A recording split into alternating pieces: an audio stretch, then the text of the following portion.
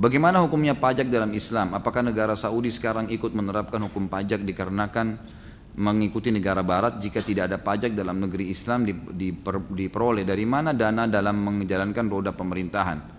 Teman-teman sekalian, dalam Islam ini tidak boleh mengambil sesuatu dengan cara paksa.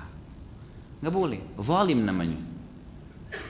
Pajak ini kalau kita bicara apa adanya, realitanya, kalau kita tanya setiap warga misalnya, disuruh pilih bayar pajak atau tidak bayar pajak, kira-kira apa yang dipilih oleh warga? Nah ini banyak yang jawab nih. Hah? Tidak kan? Kalau disuruh pilih makan di restoran bayar 10% dengan tidak bayar, yang mana Anda pilih? Tidak bayar. Artinya kalau orang bayar pajak 10% itu dipaksa, gitu kan? Ini tidak boleh mengambil harta seorang muslim secara paksa. Ini sebabnya sebagian besar ulama mengharamkan, tidak boleh. Kecuali kalau strateginya sama dengan Nabi SAW. Nabi SAW kalau ingin membentuk pasukan jihad, ingin berbagi-bagi sedekah, apa yang beliau lakukan? Beliau iklankan. Nih ada saudara kita kalian yang sedang butuh si fulan, menyumbanglah. Ya, Nabi SAW kadang-kadang membuka jubah beliau menaruh, lalu orang-orang pada menyumbang di situ. Lalu kemudian Nabi SAW berikan kepada mereka. Sukarela. Tidak ada penentuan persentasenya, tidak ada paksaan. Nah ini lain. Ini lain. Ini boleh dalam Islam. Nanti dalam bahasan dosa besar kita ada namanya maks. Maks itu pajak atau pajak lah umumnya. Apakah itu pajak diambil dari masyarakat secara paksa atau pajak diambil dari bea cukai barang-barang yang masuk. Di zaman Nabi SAW orang masuk keluar masuk Madinah, masuk di negara Islam tidak ada sama sekali bayar apa-apa. Ini orang pergi rekreasi sama keluarganya ke Eropa, belanja lebih dari $1.000 atau berapa dolar harus bayar. Apa urusannya? Orang beli barang dari keringatnya dia beli produk yang dia mau, kenapa Anda ambil? Apa urusannya gitu? Kan mestinya nggak boleh ya? Pasti kalau mau tahu itu paksa atau tidak, tanya dia mau bayar nggak? Kalau dia nggak mau bayar berarti itu jelas dipaksa berarti, gitu kan? Ini nggak boleh. Nah karena sudah menjadi sebuah kebiasaan, jadi orang akhirnya biarin aja sudah, karena terpaksa. Tapi kalau disuruh pilih orang tidak mau. Mestinya memang tidak boleh, gitu kan?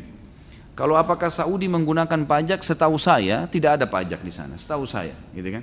Tidak pernah saya selama di sana tuh makan restoran 50 rial, 55 rial misalnya, tambah 10%, tidak pernah. 50 rial, 50 rial, notanya itu kita bayar. 10 rial, 10 rial.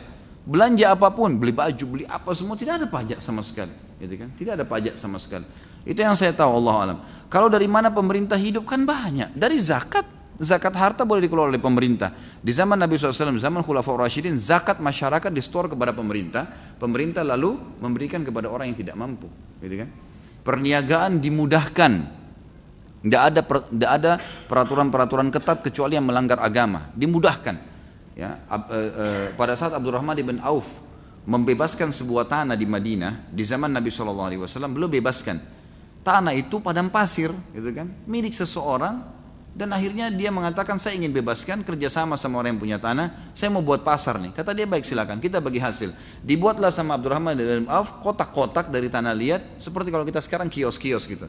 Setelah jadi pasar, Abdurrahman iklankan, siapa yang mau pakai pasar ini silakan gratis. Silakan gratis. Kalau ada pun yang mau menyumbang sesukanya, silahkan. Maka orang-orang pada pindah, hidup jadi pasar baru di situ. Akhirnya orang-orang kena merasa ada transaksi jual beli, mereka dengan sukarela memberikan kepada Abdurrahman dan akhirnya memberikan Abdurrahman harta yang sangat banyak sampai berpeti-peti emas didapatkan dari pasar itu. Tadinya pasar itu cuma disukarelakan. Banyak dimudahkan perdagangan, perniagaan dimudahkan, gitu kan.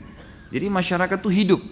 Saya tahu sekarang Cina misalnya, dia pemerintahnya memetak-metak wilayah itu, misal wilayah ini khusus untuk kain misalnya, kayak kita contoh misalnya Malang ini apa sih spesialisnya, mungkin orang ahli jahit misalnya, baik pemerintah subsidi di sana dana, semua yang berhubungan dengan jahit-jahit, pabriknya segala kain ditaruh di sana, udah seperti itu. Teman-teman saya mengatakan kalau kami sekarang datang ke Cina, kalau dia memang di paspornya tertulis businessman, memang dia pedagang pengusaha, maka di bandara sudah dijemput tuh, pemerintah Cina jemput di bandara, ditulis namanya. Padahal orang dia bilang saya tidak kenal, tapi sudah ditahu dari data visa, sudah ditahu kalau ini profesinya orang seperti ini. Dijemput, Anda mau apa nih? Oh saya mau pabrik kain misalnya, ditunjukin. Saya mau ke sini, ditunjukin. Begitu.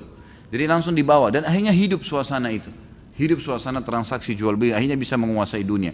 Banyak sumber, gitu kan? Jadi pemberdayaan masyarakat dalam hal yang bisa dikerjasamakan dengan pemerintah dan masyarakat itu bisa. Indonesia ini negara yang luar biasa kayanya, luar biasa kayanya. Cuma sayangnya beberapa ya elemen saja yang tidak bertanggung jawab dan tidak tahu kalau mereka bertanggung jawab hari kiamat yang menyalahgunakan masalah itu.